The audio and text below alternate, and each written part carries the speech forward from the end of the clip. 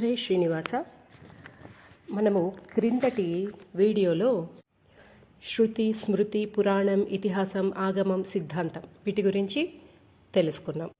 మరి ఈ ఆరింటిని ఇంకా బాగా తెలుసుకోవాలంటే మనకి ఏడవది ఒకటి కావాలండి. అది మనకి రావాలి, అది ఏడవది. అది లేకుంటే మనకు ఇలాంటి జ్ఞానాన్ని అస్సలు ఎప్పటికీ తెలుసుకోలేం. ఇలాంటివేవి తెలుసుకోలేకపోతే మనం చాలా ప్రమాదంలో కూడా పడతాం. అవునండి, ఎంతటి గొప్ప చరిత్ర కదా మనది. మరి అది ఏంటి అని అడుగుతున్నారా? అదే సంస్కృత భాష అండి. ఈ సంస్కృత భాష అనేదే అంతరించిపోతే ఇలాంటివన్నిటినీ డీకోడ్ ఎలా చేస్తారు చెప్పండి. మరి మీరు మీ బాధ్యతగా మీ పిల్లలకి సంస్కృతం నేర్పించడానికి ఎంకరేజ్ చేయండి. ఎందుకు అంటే ఇప్పుడు నేను చెప్పబోతున్నాను. ఇప్పుడు భాష గురించి వచ్చింది కాబట్టి భాష గురించి ఒక రెండు మాటలు మాట్లాడుకుందాం. భాష అనేది కేవలం మన మనుషులకి మాత్రమే ఉన్న ఒక వరం కదండి. ఇంకా ఏ జంతుజాలాలకి భాష అనేదే లేదు. మరి ఇంకొక వరం కూడా మనకుంది. అదేంటంటే బుద్ధి. ఈ బుద్ధి వల్లనే భాష కూడా పుట్టింది. మరి బుద్ధి ఎరిగిన దాన్ని అవతలి వాళ్ళకి ఎలా చెప్పాలి? దేని ద్వారా చెప్పాలంటే ఈ భాష ద్వారానే చెప్పాలి. కాబట్టే ఈ భాష అలా పుట్టిందనమాట. ఈరోజు చూస్తే మన దేశంలో ఎన్నో భాషలు ఉన్నాయి. కొన్ని లిపి లేని భాషలు కూడా ఉన్నాయి. మన దేశంలో ఉన్నటువంటి భాషలు ఇంక ఏ దేశంలో లేవంటండి. ప్రపంచ చరిత్రలో ఇన్ని భాషలు ఉన్న దేశము మనదొక్కటే. అయితే ఇన్ని భాషలకు మూలం ఏంటి, అవి ఎలా పుట్టాయి అని చూసుకుంటే ఇక్కడ ఒక చిన్న మాట చెప్పాలి. మనము ఏ రాష్ట్రంలో పుట్టిన వాళ్ళకి వాళ్ళ భాషే వాళ్ళకి గొప్ప, అంతే కదండి. మన భాష గొప్పది అని చెప్పుకోవడానికి వేరే భాషల్ని చులకన చేయడం కరెక్ట్ కాదు కదండి. ఇది కూడా మన పిల్లలకి తప్పకుండా చెప్పాల్సిందండి. చిన్నప్పటి నుంచి పిల్లలకి అలా అన్ని భాషలకి గౌరవం ఇవ్వడం నేర్పించాలి. మరి ఇక భాషకి అన్నిటికంటే ప్రధానం ఏంటండి? గ్రామర్, వ్యాకరణం. వ్యాకరణమే భాషకి వెన్నెముక లాంటిదంటాం, బ్యాక్ బోన్ కదండి. ప్రపంచ భాషల చరిత్రలలో అతి పురాతనమైనటువంటి వ్యాకరణ గ్రంథం అంటే గ్రామర్ బుక్ ఉందట. అదేంటో తెలుసా అండి? పాణిని మహర్షి రాసిన అష్టాధ్యాయి. ఇది రాసి సుమారుగా 2500 3500 సంవత్సరాల ముందర ఆయన రాసిన వ్యాకరణ బుక్ అంటండి. మనం ఇప్పుడు మాట్లాడే అన్ని భాషలు ఆ వ్యాకరణం బుక్ నుంచే వచ్చాయి అని అంటారు. మూలం, అన్నిటికీ మూలాధారమైన బుక్ అది. అది ఎలా ఉందంటే ఇప్పటికీ ఈ సంస్కృత వ్యాకరణ పుస్తకమైన ఈ అష్టాధ్యాయిని ఇప్పటికీ రెఫరెన్స్గా వాడతారంట. అన్ని లాంగ్వేజెస్ గ్రామర్ బుక్స్ వెనకల దీని రెఫరెన్స్ మస్ట్ అండ్ షుడ్ ఉంటుందట. ఎంత గ్రేట్ కదండి. చెప్పండి పిల్లలకి ఈ అష్టాధ్యాయిని బుక్ గురించి ఏమైనా డీటెయిల్స్ ఉన్నాయా, వెతకండి, చెయ్యండి అని చెప్పాలి. ఇది ఒక్క సంస్కృతానికే కాదటండి, అన్ని భాషలకి హెల్ప్ అవుతుందట. ఈవెన్ ఇంగ్లీష్, జర్మనీ, ఇలాంటి జర్మన్ లాంగ్వేజెస్కి, ఇలాంటి వాటికి అన్నిటికీ హెల్ప్ఫుల్ అటండి ఈ బుక్. ఎంత గొప్పది చూడండి. మన నోట్లోంచి ఒక స్పెసిఫిక్ సౌండ్ రావడానికి మన బాడీలో ఉన్న డిఫరెంట్ పార్ట్ చేసే కదిలికలు వల్ల మన నోట్లోంచి ఆ సౌండ్ వస్తుంది. అంటే మనం ఒక స్పెసిఫిక్ సౌండ్ చేయాలంటే కొన్ని సౌండ్స్కి మన లంగ్స్ పనిచేస్తాయి, కొన్ని సౌండ్స్కి మన గొంతు, కొన్ని సౌండ్స్కి మన స్టమక్, ఇలా డిఫరెంట్ పార్ట్స్ యాక్టివేట్ అయితేనే ఆ సౌండ్ మన నోట్లోంచి బయటకు వస్తుంది. అలాంటి డిఫరెంట్ సౌండ్స్ ఉన్నటువంటి పదాలు ఉన్నది మన భారతీయ భాషలకు మాత్రమే. ఇలాంటి సౌండ్స్ వచ్చే వాటన్నింటినీ ఒక రిథంలో అంటే క్రమబద్ధంలో పెడితే వచ్చేదే సంస్కృతంలో ఉన్న మన మంత్రాలు, శ్లోకాలు. ఇప్పుడు అర్థమైందండి. మన మంత్రాలు చదివితే కొన్ని రోగాలు తగ్గిపోతాయి అని అంటారు. దానికి ఏంటి రీజను అంటే ఇదే. ఇది కూడా మీరు పిల్లలకి తప్పకుండా చెప్పాలి. ఇప్పుడు పిల్లలు ఏంటమ్మా నీ పిచ్చి కాకుంటే మాత్రలు వేసుకోకుండా, టాబ్లెట్స్ వేసుకోకుండా మంత్రం చదివితే జబ్బు తగ్గిపోతుంది అంటారు చూడండి. అప్పుడు చెప్పండి మాట ఎలా తగ్గుతుంది అనేది ఇది చెప్పండి వాళ్ళకి. మరి ఈ ప్రపంచంలో ఉన్న అన్ని భాషల సౌండ్స్ ఎక్కడి నుంచి వచ్చాయో తెలుసా అండి? మళ్ళీ దానికి మూలం కూడా మన భారతదేశమే. అదే శివసూత్రాలటండి. శబ్దం అనేది ఈశ్వరుడైతే అర్థం అనేది పార్వతి. భాషలలో ఏ తారతమ్యం లేకుండా అన్ని అన్ని అన్నిటికన్నీ గొప్పవే. కానీ కొన్ని భాషలలో భావ వ్యక్తీకరణ అనేది తక్కువగా ఉంటుంది, కొన్ని భాషలలో ఎక్కువగా ఉంటుంది. ఎగ్జాంపుల్ ఏమంటే, ఇంగ్లీష్లో మనకి ఏబిసిడీలు ఉన్నాయి, వాటిని ఏమంటాం? లెటర్స్ అంటాం. లెటర్స్ అంటే అర్థం చెప్పు అంటే ఏమైనా చెప్పగలమా అండి? చెప్పలేం. అదే మన భారతీయ భాషల్లో అన్నిట్లోనూ ఉండేది అది తమిళ అన్న, తెలుగు అన్న, కన్నడ అన్న, మలయాళం అన్న, ఒరియా అన్న, గుజరాతీ అన్న, హిందీ అన్న, అన్నిట్లో ఉండేది ఏంటండి? అ ఆ ఇ ఈలు. వీటిని ఏమంటారు? మనము అక్షరాలు అంటాం, హిందీలో అక్షర అంటారు. అక్షర, అక్షరం అంటే అర్థం ఏంటో తెలుసా అండి? ఎప్పటికీ పాడు కానిది, నాశనం కానిది అని అంటండి అర్థం. ఎంత భావం ఉందో చూసారా అక్షరం అనే పదానికి. ఇంత మాత్రాన మనము ఇంగ్లీష్ లాంగ్వేజ్ తక్కువ అని చెప్పడానికి వీల్లేదండి. అన్నీ ఆ ఈశ్వర స్వరూపాలే. కాకుంటే మన సంస్కృతంకి తెలుగుకి భావ వ్యక్తీకరణ అనేది కొద్దిగా ఎక్కువ ఉంటుంది అంతే. మన తెలుగు 2300 2500 సంవత్సరాల కిందనే మన తెలుగు అక్షరాల లిపిని అశోకుడి కాలంలోనే కనిపెట్టారు. అంటే మన తెలుగు భాష 2500 సంవత్సరాల పురాతనమని చెప్పడానికి లేదు, ఇంకా పురాతనమైనదే అని చెప్తారు. అదే ఇంగ్లీష్ అయితే ఇంగ్లీష్ 1500 సంవత్సరాల క్రితం పుట్టింది అని చెప్తారు. దానికి ప్రూఫ్ ఉన్న బుక్స్ కూడా ఉన్నాయి, గూగుల్లో సెర్చ్ చేయండి.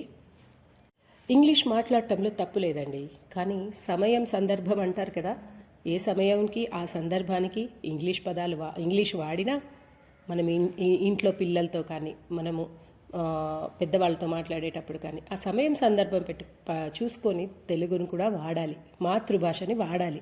ఆ మాతృభాష మాట్లాడడానికి సిగ్గుపడి భయపడ్డారంటే మాత్రం అది చాలా తప్పండి.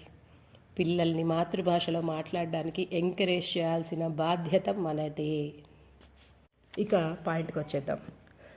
సంస్కృత భాష ఈ భాష అంతరించిపోతే మనం పూర్వీకులు కనుగొన్న విజ్ఞానాన్ని ఎలా అర్థం చేసుకుంటాం? మనం ఇప్పుడు ఎలాంటి స్థితిలో ఉన్నామంటే మనం మాతృభాషలో మాట్లాడమంటేనే చులకనగా చూస్తున్నారు. ఎంతమందికి వచ్చండి ఇప్పటి పిల్లలకి మాతృభాష? అలాంటి మన మాతృభాషలకి మూలమైన సంస్కృతం పరిస్థితి ఇంకా చెప్పపనే లేదు.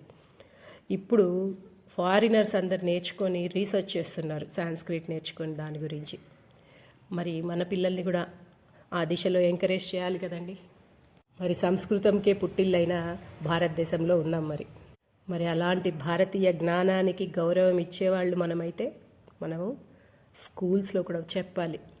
సిలబస్లో Sanskrit must and should add చేయండి అని యాజ్ ఏ పేరెంట్స్ మనం కూడా మన బాధ్యతని నిర్వర్తించాలి. ఇక పిల్లలనే కాదు, మనం కూడా నేర్చుకోవచ్చు. పెద్దలైన మనం కూడా ఒక అడుగు ముందుకేసి నేర్చుకోవచ్చు సంస్కృతాన్ని, తప్పేమీ కాదు. ఇక్కడ ఒక అదృష్టం ఏమంటే మన తెలుగు వారికి చాలా అదృష్టవంతులనే చెప్పాలి. ఎందుకంటే సంస్కృతంకి చాలా దగ్గరగా ఉన్న భాష తెలుగు. కాబట్టి తెలుగు వాళ్ళకి సంస్కృతం నేర్చుకోవడం కష్టం కాదట. So give it a try, నేర్చుకోండి, ట్రై చేయండి ఒకసారి. ఇప్పుడు సంస్కృత భాష అంతరించిపోతే మనకు వచ్చే ప్రమాదాలేంటి, నష్టాలేంటి చూద్దాం. ఇక్కడ ఆర్యభట్ట రచించిన ఆర్యభట్టీయ గ్రంథం, దాని నుంచి జ్యోతిష్య శాస్త్ర గ్రంథంలోంచి ఒక శ్లోకం అండి. ఆ శ్లోకం ఏం చెప్పిందంటే, ఆ శ్లోకం యొక్క షార్ట్ ఎక్స్ప్లెనేషన్ ఏంటి అంటే, speed is equal to distance by time అని ఉంది ఆ శ్లోకంలో. క్యాలిక్యులేషన్ ఈక్వేషన్, ఈ ఈక్వేషన్ నుంచే కైనమాటిక్స్ అనేది కనుగొన్నారు. ఇప్పుడు పిల్లలకి అది అందరికీ తెలుసు. మరి ఆయన ఆర్యభట్ట 11,000 సంవత్సరాల క్రితమే ఇది కనుగొన్నాడు. కానీ మీరు గూగుల్లో టైప్ చేస్తే ఏమొస్తుందో తెలుసా? 450 years బ్యాక్ గెలీలియో కనుక్కున్నాడు అని చెప్తారు. ఇప్పుడు చెప్పండి, మన భారతీయ విజ్ఞానం అప్పటికే ఎంత డెవలప్ అయిందో, కానీ బయటకు వస్తుండేది మాత్రం వేరే రకంగా. ఇలాంటివి, ఇది ఒక ఎగ్జాంపుల్ మాత్రమే. ఇలాంటి విజ్ఞానం ఇంకెంతుందో. మరి అక్కడున్న విజ్ఞానాన్ని మనం తెలుసుకోవాలంటే మనకు ఆ సంస్కృత భాష రాకుంటే మనం ఎలా చదువుతాము, దాన్ని ఎలా అర్థం చేసుకుంటాం? అవునా? ఈ ఎగ్జాంపుల్ చెప్పండి పిల్లలకి, వాళ్ళకి ఇంట్రెస్ట్ కలిగించేలా చేయండి. సంస్కృతం నేర్చుకొని దాన్ని ఎక్స్ప్లోర్ చేయడానికి. భాష గురించి వచ్చింది కాబట్టి ఈ భాష తర్వాత ఇంకొక చిన్న పాయింట్ టచ్ చేయాలనుకుంటున్నాను. వశిష్ఠ ధనుర్వేద సంహిత అనే బుక్లో వశిష్ఠుడు యుద్ధ రహస్యాలను వివరించాడనమాట. అంటే యుద్ధాలు ఎలా చేయాలి, ఎలాంటి వ్యూహ రచనలు చేయాలి, ఎలాంటి వెపన్స్ యుద్ధ శస్త్రాలను వాడాలి, ఇలాంటిదంతా ఆ బుక్లో ఉంటుందన్నమాట. అది నేర్చుకోవడాన్ని ధనుర్వేదం అంటారు. ఆ ధనుర్వేదాన్ని నేర్పించే గురువులు వాళ్ళకొక రూల్ ఏంటంటే అది ఓన్లీ బ్రాహ్మణులకు మాత్రమే నేర్పించాలి ధనుర్వేదం అనే విద్య.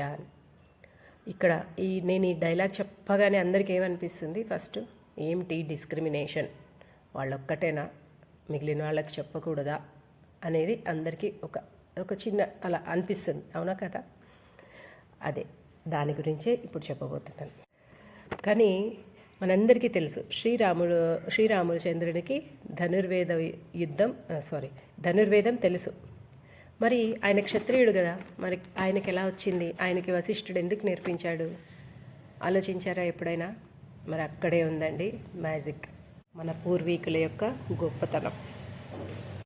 దీంట్లో ఏముంది గొప్పతనం అని అంటారా? మరి మనకి పూర్వకాలంలో కులాలే లేవండి బాబోయ్.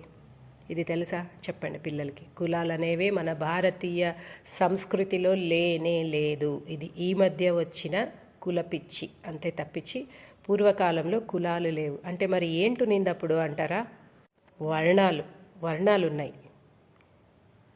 మరి దానికి దీనికి తేడా ఏంటి అంటే, మన దేశంలో అయితే క్యాస్ట్ సిస్టమ్ పుట్టలేదండి. మన దగ్గర ఉన్నదంతా వర్ణాశ్రమం. అంటే వర్ణం అంటే పుట్టుకతో వచ్చి చావుతో పోయేది కాదు. ఎంత మంచిగా చెప్పారు చూడండి. పుట్టుకతో వచ్చి చావుతో పోయేది కాదు. ఒక వ్యక్తి తను చేసే సాధన మరియు సంపాదించే వ్యక్తిత్వం, జ్ఞానం పైన అతను బ్రాహ్మణుడు లేదా వైశ్యుడు లేదా శూద్రుడు అవుతాడట. ఎంత గొప్ప చరిత్ర ఉంది చూడండి మనకు. ఇది చెప్పండి పిల్లలకి. నెక్స్ట్ మనము ఈ మాటలు పిల్లలకి చెప్తే అట్లీస్ట్ నెక్స్ట్ జనరేషన్లో అయినా ఈ కుల వివక్షణ, కులాల పిచ్చి, కులాల వల్ల కొట్లాటలు ఇవన్నీ తగ్గచ్చేమో. ఒక వ్యక్తి బ్రాహ్మణుడు కావాలంటే అతను ఎన్నో పరీక్షలకు గురి అవుతాడు. ఆ పరీక్షలన్నింటిలోనూ నెగ్గితేనే గురువు ఆయనకి ఆ ధనుర్వేదం అనేది చెప్తాడనమాట. అవి ఏంటి తెలుసా అండి? ఒక వ్యక్తి లోభం లేనివాడై ఉండాలి, ధూర్తుడు కానివాడై ఉండాలి, కృతజ్ఞతాభావం కలిగి ఉన్నవాడై ఉండాలి, మందబుద్ధి లేనివాడు, లేజీ, డంబ్ అలా కాకుండా ఇవన్నీ క్వాలిటీస్ ఒక మనిషిలో ఉంటే అతన్ని బ్రాహ్మణుడిగా అంగీకరించి అతనికి ఆ విద్య నేర్పిస్తాడు గురువు.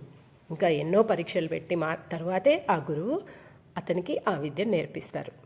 ఈ క్వాలిటీస్ కొద్దిగా తక్కువ ఉంటే వాళ్ళు ఇంకొక వర్ణం, అలా వర్ణాలు డివిజన్ అలా ఉండేవి. అంటే మన కెపాసిటీకి తగ్గట్టు ఇచ్చే పొజిషన్. ఒక్కసారి ఆలోచించండి, ఇప్పుడున్న రిజర్వేషన్ సిస్టమ్ ప్రకారం సీట్స్ వస్తున్నాయి. ఒక డాక్టర్ కానీ ఒక ఇంజనీర్ కానీ వాళ్ళ బాధ్యత ఏమండి? ఒక ఇంజనీర్ అయితే ఒక బ్రిడ్జ్ కడతాడు, ఒక బిల్డింగ్ కడతాడు. ఇప్పుడు వాడికి ఆ కట్టడానికి ఉన్న సామర్థ్యం, వాడికి ఆ తెలివి ఉంటే అది ఎన్ని ఏండ్లైనా నిలబడుతుంది. అదే బికాస్ ఆఫ్ రిజర్వేషన్ వచ్చి అలాంటి వాడు కడితే ఆ బ్రిడ్జ్ ఎన్ని రోజుల్లో కూలిపోతుందండి, ఆ బిల్డింగ్ ఎన్ని రోజుల్లో కూలిపోతుందో ఆలోచించండి. ఎన్నో చదివాం కదండి న్యూస్లలో మనము.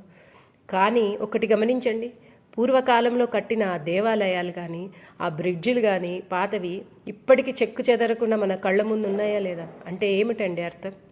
అక్కడ ఆ క్యాపబిలిటీ ఉన్న పర్సన్, అంత కెపాసిటీ ఉండగలిగిన వాడే కట్టాడుదని, కాబట్టే అది అంత స్ట్రాంగ్గా ఉంది. అర్థమవుతుందని అనుకుంటున్నాను. నేను ఏం పాయింట్ చెప్పాలని మీకు ట్రై చేస్తున్నాను. ఇలా ఇప్పుడు జనరేషన్లో ఈ క్యాస్ట్ సిస్టమ్ వల్ల జరిగే వాటి వల్ల ఎన్ని అనర్థాల దారి తీస్తుందో చూడండి. అలాంటి వర్ణాశ్రమం మళ్ళీ వస్తే ఎంత బాగుంటుంది. అందుకే ఇలాంటివన్నీ తెలుసుకోవడానికే ఇంకా ఏమేమో ఎన్నెన్నో ఉన్నాయి. ఇవి కొన్ని మాత్రమే ఇప్పుడు మనం తెలుసుకున్నవి. ఇంకా ఎన్నో ఉన్నాయి. అవన్నీ ఎక్స్ప్లోర్ చేయడానికి, చదవడానికి మీరు ఈ ఎగ్జాంపుల్స్ చెప్పండి పిల్లలకి. ఎందుకు రాదు ఇంట్రెస్ట్ చూస్తాం. ఇంకా ఏమున్నాయో తెలుసుకోవాలనే ఎంతూజియాజం ఉన్న పిల్లలు తప్పకుండా వెళ్తారు, తప్పకుండా ఎక్స్ప్లోర్ చేస్తారు. దానివల్ల మనకి ముందర మంచి భవిష్యత్తు ఉంటుందేమో ఆలోచించండి. హరే శ్రీనివాస.